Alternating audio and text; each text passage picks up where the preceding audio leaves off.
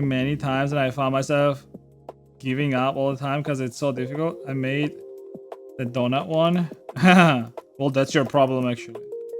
Making a donut as your 3D model thing is that's the big mistake. You know what? Actually, I'm gonna tell you something. This is actually useful for anyone that trying to get into 3D modeling. Polygon runway. So, well, you did the donut, right? That's good. If you did the donut, then I think you can do something like this. Oh, I kind of like this one too, actually. But I think this one is better. Try to do something like this. You're about to do your first donut, don't. Like actually don't do donut tutorial, and I'll explain you why you should not do that. The problem with donut tutorial is that it gives you a false sense of accomplishment. It makes you think that you are way better than you actually are. And then the problem is, once you actually start doing something else, you quickly realize that you know nothing. And it quickly crushes your dream, right?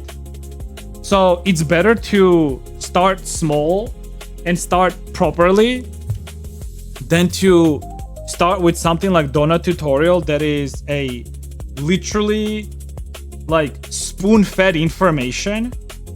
Because the problem is, like, whenever you do something that is spoon-fed, you don't really learn anything. You really don't. You can do it, but I'm just telling you that if you do it, you will most likely develop a false sense of accomplishment, and then next thing that you're gonna start doing, you're gonna feel so crushed when you realize that you do not know shit. I mean, maybe that's not gonna be the case, but hey, do it and you will see it for yourself, right? What I do recommend doing is doing something like this stuff, and also Blender fundamentals. Like, if you can follow along this video guide. Now look, although this is 2.8, visually this looks pretty much the same as like any other newer Blender version, okay? And the basic tools that is explained in this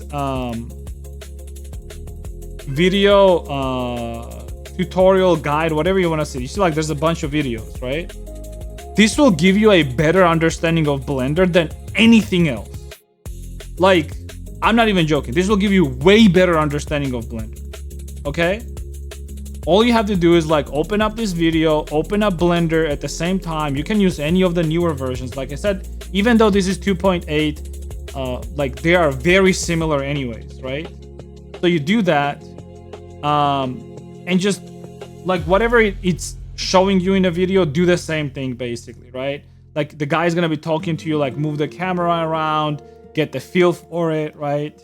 Like you can press shift to like that, just pan. You can press control for like zoom in and out. You can press alt to snap views, right? And then you can like normal camera view and all of this shit, right? And you do that and you're gonna have way better understanding of Blender. And then after that, what you can do is, and there's gonna be like some simple guides on how to like extrude and do things as well later on in the video guides, right? But what I would recommend doing is something like this. Like as a project, like you might look at this and say like, oh, cool, right? But there's like so many single, small, individual items in this scene. By the time you're gonna be done by a project like this, you will learn so much that it's gonna be crazy. Another thing is like doing something like this is forcing you to like think outside of box, right? And it's forcing you to, it's like creating a need for you to learn. One of the biggest things with art is to create a need. At least like that's my philosophy in general. My philosophy in general with art is that you have to create a need to learn something, right? And if there is no need for that, you're not gonna learn shit. So what you can do with like a video like this, right? Like although he might not be explaining everything, and that's fine, he does do all the clicks and all the mouse keys and all that stuff on the side. So as he does it, you can pause the video, like do the same thing, even if it's slower, that's fine, right? And then figure out how you can do the same thing. So like that's the need that you're creating. The okay, I need to figure out how to do this is the need basically, right, for you. So you have to keep it interesting for yourself, right? And that's why I think like this method of learning Blender in general is way better than fucking donut tutorial. Donut tutorial is not creating that need for you. Donut tutorial is killing that need for you. Because what donut tutorial is telling you, all you have to do is just follow this and that's it. You know? And you will get a result. Also, if you do not like this specifically, that's fine. You can go and you can choose any other video, check whatever is like more interesting for you. Like there's like a little mini boat or like a different scene. Obviously try to choose something that is like relatively more or you think is relatively more simple for you, right? You don't want to go like too crazy about it. And honestly, like after you're gonna be done with something like this, you will feel a way better self-accomplishment. But not only that, you actually learned so much out of this. Or you will learn so much out of it. Because it's not going to be like, oh, like, let me just guide your hand and just follow exactly what I'm doing. No, it's gonna have a little bit more of your personality.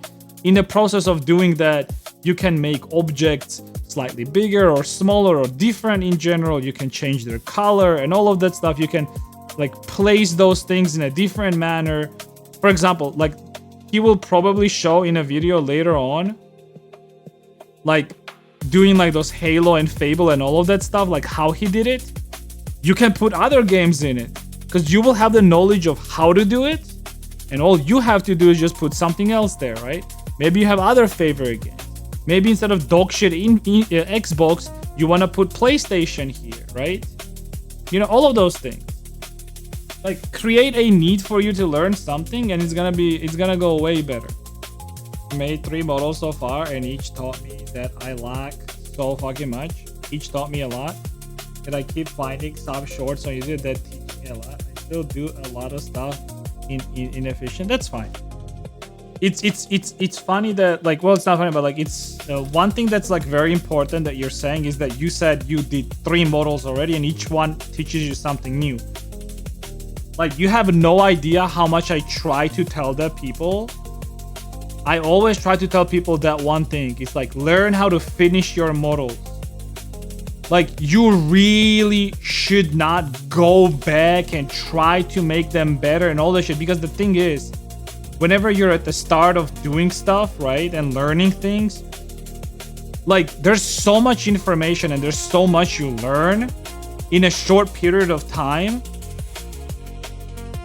Like you will be constantly going back then and constantly fixing and changing things on whatever you're doing. So it's just better to learn how to finish projects. Start a project, finish it. Next one is gonna be better. And that's like one of the reasons when people are trying to get into 3D modeling goes, oh, I just want to make my own model. You will not succeed. Like I promise you, you will not succeed.